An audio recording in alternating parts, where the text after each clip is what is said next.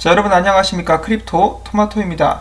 자, 어제에 이어서 오늘도 그렇게 특별한 정보는 없지만은 그래도 나와 있는 것들 이것저것 모아가지고 한번 영상을 짧게 만들어 보고 있는데요. 그냥 간단한 아침 뉴스처럼 들어주시면 좋을 것 같습니다. 자, 첫 번째로 준비된 소식 같은 경우 최근에 플레어 네트워크의 CEO가 저도 정보를 종종 얻곤 하는 일본에 계시는 암호화폐 유튜버죠. XRP를 굉장히 좋아하시는 크립토 에리님과의 인터뷰를 가졌었는데 그 인터뷰에서 다음과 같이 이야기를 했다라고 합니다. 플레어 네트워크의 현지 목표는 XRP의 스마트 컨트랙트를 제공하기 위한 플랫폼을 설계하는 것이고 플레어 페이퍼를 통해 FXRP 시스템에 대해서 설명을 해놨다. 그 후에 플레어 페이퍼에 나와 있듯이 스파크 파생 어플리케이션들을 통해서 튜링 컴플리트가 완전하지 않은 프로젝트들인 비트코인이나 라이트코인 쪽으로 시스템을 확장할 수도 있으나 이러한 거버넌스 관련된 사항은 토큰 홀더들이, 그러니까 스파크 토큰 홀더들이 추후 투표를 통해서 결정하게 될 것이라고 이야기를 했습니다. 자, 여기서 튜링 컴플리트라는 단어 같은 경우는 여러분들께서 관심 있으시면 한번 따로 알아보시면 좋을 것 같고요. 자, 아무튼 이더리움에서 끝나는 것이 아니라 비트코인이나 라이트코인 쪽까지 시스템을 확장할 의지가 있다라고 플레어 네트워크에서는 이야기를 하고 있습니다. 이어서 그는 설명하기를 스파크 토큰은 플레어 네트워크에서 사용되는 토큰으로서 스마트 컨트랙트 네트워크의 담보로서 활용이 될 수가 있고 기본적으로 이를 통해 FXRP 시스템의 안정성을 제공하게 된다. FXRP 시스템은 플레어 네트워크 상에서의 XRP를 완전히 탈중앙화되고 신뢰 및 발행을 보장할 수 있도록 도와준다. 고로 플레어 네트워크 상에서 XRP를 보유한다는 것은 플레어 네트워크를 통해 XRP로 스마트 컨트랙트를 사용할 수 있다는 것을 의미한다라고 이야기를 해주었습니다. 자, 이런 식으로 말로는 저희들이 설명을 많이 듣고 있는데요. 아직까지 구체적으로 어떻게 활용을 해야 된다랄지 감이 약간은 잘 오지 않을 수도 있습니다. 그런데 이제 네트워크가 출시를 하게 되고 나면은 데모 영상이랄지 언제 어떻게 활용할 수 있는지 그런 예들이 나올 것이기 때문에 지금 당장으로서는 이 프로젝트들이 잘 준비가 되고 발행될 수 있기를 바라봐야 되겠죠. 그런데 사실 정말 중요한 것은 이 프로젝트가 출시되고 난 후가 아닐까라고 생각을 합니다. 자, XRP의 스마트 컨트랙트 기능을 가져왔다. 그런데 이것을 아무도 사용하지 않으면 물거품으로 돌아가게 되겠죠.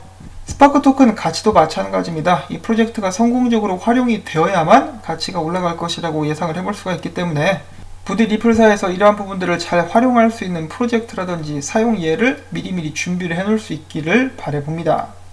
자, 그 다음으로는 며칠 된 소식이긴 합니다만은 바이낸스에서 XRP와 이더리움 클래식 무기한 계약을 출시를 했다라 그러죠. 자, 혹시 이 두 코인의 큰 변동성을 예상하고 있는 것은 아닌가라고 조심스럽게 예측을 한번 해봅니다. 이왕이면 좀 올라갔으면 좋겠네요. 이더리움 클래식 같은 경우는 최근에 좀 악재가 있었는데 과연 어떤 식으로 움직이게 될지 이런 부분들도 지켜보면 좋을 것 같고요.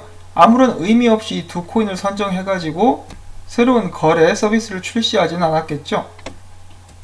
자, 그 다음에 XRP 차트입니다. 일봉 차트인데 일봉 차트 상에서 저점은 높아지고 RSI 상의 저점은 낮아지는 히든 볼리시 다이버전스가 나왔다라는 소식인데요.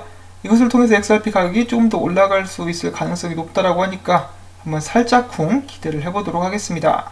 자, 그 다음에 XRP 커뮤니티 멤버 중에 한 명인 크립토 울프가 이렇게 이야기를 합니다. 리플사에서 새로운 직책을 고용하고 있는데 직책의 이름은 Bank Secrecy Act Investigations다.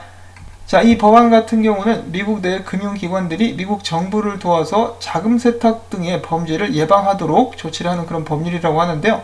이것에 관한 분석가를 모집한다라고 합니다. 자, 이 직책 같은 경우 최근에 나왔었던 구인과 비슷한 일을 맡게 될 것이라고 하는데요. 지속적으로 XRP 레저를 모니터링하고 핀센과 다른 미국의 법률 기관에 자료 제공 및 보고서를 만들어서 제출을 하는 그런 역할을 맡게 될 것이라고 합니다. 자, 리플사는 이처럼 미국 내에 있는 금융 관련된 법률 등을 더욱더 지지하고 잘 지킨다는 것을 강조라도 하는 듯이 이 새로운 팀을 증원하고 있는 모습이 보여지고 있는데요. 아마도 잘은 모르겠지만 누군가가 이런 식으로 움직이라고 조언을 해준 것은 아닌가라는 생각도 한번 해보게 됩니다.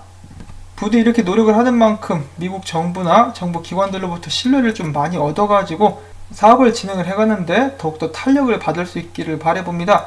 지금 이 정도까지 암호화폐 회사들 중에서 미국 정부 기관이라든지 규제에 순종하려고 노력하고 있는 회사가 거의 없죠. 자, 과연 리플사의 이런 움직임이 어떤 결과를 낳게 될 것인지도 굉장히 주요하게 작용을 할 것이라고 봅니다. 자, 물론 리플사의 이런 움직임을 싫어하는 곳들도 꽤 많이 있겠죠. 특히 비트코인 좋아하는 사람들은 저것들도 정부에 아부한다 뭐 이런 식으로 보게 될 수도 있을 것 같습니다. 자, 그 다음에 리플사와 직접적으로 연관은 없지만은 리플사의 파트너들에 대한 소식이 나왔다라고 해가지고 잠깐 살펴보려고 합니다. 자, 리플사의 파트너 중에 첫 번째, 그들의 기술을 지원하고 있는 ACI 월드와이드가 인도의 주립은행에 ATM 네트워크를 비롯한 지불 시스템 업그레이드를 돕게 될 것이다 라는 소식이 나왔었고요. 그 다음에 또 다른 리플사의 파트너 중에 한 곳인 커런시 클라우드가 캐나다 토론토에 본사를 두고 있는 둔브리지 파이낸셜과 파트너십을 맺고 그들의 고객들이 32여 가지의 법정 화폐를 전자 지갑에 보관할 수 있도록 하며 그 외 전 세계 180여 개의 국가로부터 지불을 주고받을 수 있도록 도와주게 될 것이다 라는 소식이 나왔었습니다. 자, 지금 현재 비트코인도 오르락 내리락 하고 있는데 이것과는 상관없이 각 회사들 그들의 사업을 발전시키기 위해서 지속적으로 노력을 하고 있는 모습이 나오고 있습니다. 그나저나 오늘 미국 증시가 좀 반등하면서 암호화폐 시장도 살짝 다시 한번 올라갈까 말까 망설이고 있는 그런 모습이 보여지고 있는데요. 암호화폐 업계가 발전하고 있는 만큼 암호화폐들도 성공적으로 활용이 되면서 그 가치가 부각되는 그날이 올 수 있기를 바라보면서 오늘 영상은 여기서 또 마무리를 짓도록 하겠습니다. 항상 찾아주시고 응원해주시는 분들께 다시 한번 감사의 말씀을 전해드리고요. 부디 가능하시다면 토마토밭의 햇빛 주기 꼭 여러분들께 부탁을 드리고 싶습니다. 오늘도 건강하시고 안전하시길 바라면서 전 다음에 새로운 소식 가지고 다시 인사를 드리겠습니다. 안녕히 계십시오.